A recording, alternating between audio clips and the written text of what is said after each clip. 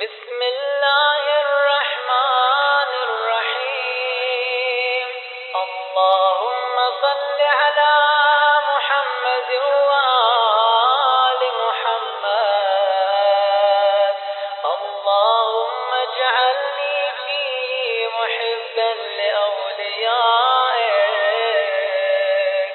ومعاديا لأعدائك مستنا بسنة خاتم أنبيائك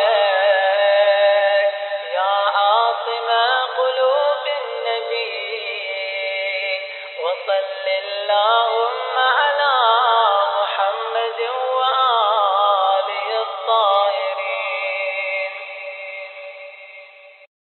Par la grâce de Dieu, nous avons eu l'honneur de vivre le mois de Ramadan et nous arrivons à sa fin, moment le plus important.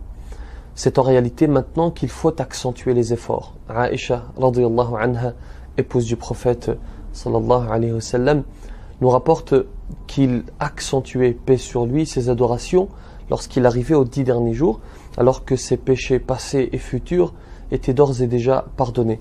Alors moi, toi, pauvre pécheur, nous nous devons a fortiori, à plus forte raison, de suivre ce comportement.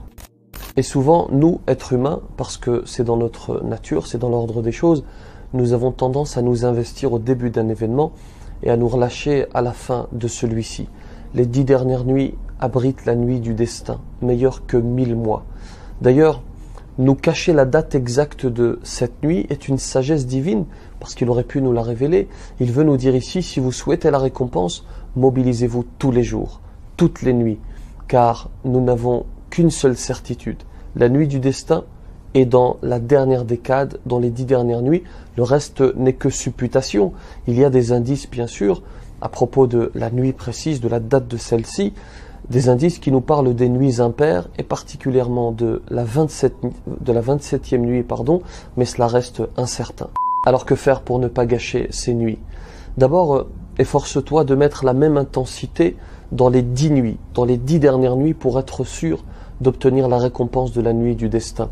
Ensuite, selon une interprétation du verset Laylatul Qadri khayrun min alfi shahr, la nuit du destin est meilleure que 1000 mois, eh bien, agir au cours de cette fameuse nuit équivaut à accomplir cette action pendant plus de 83 années. Alors, il faut prier, faire une aumône, évoquer, invoquer, nourrir un pauvre.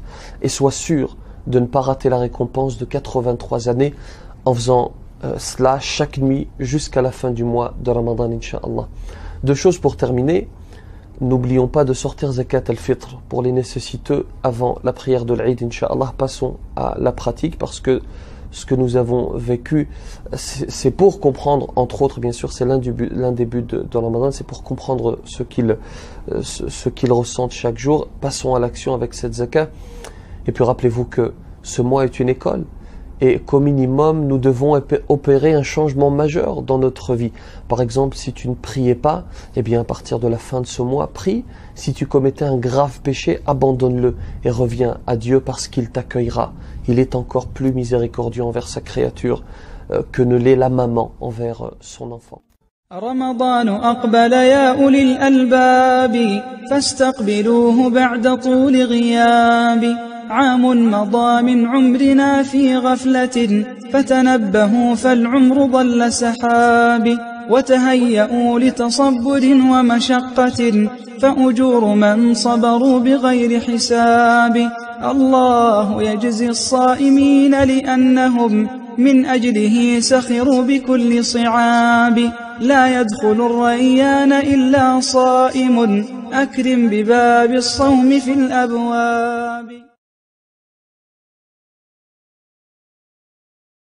اللهم أهل علينا شهر رمضان بالأمن والإيمان والسلامة والإسلام والتوفيق لما تحب وترضى يا ذا الجلال والإكرام.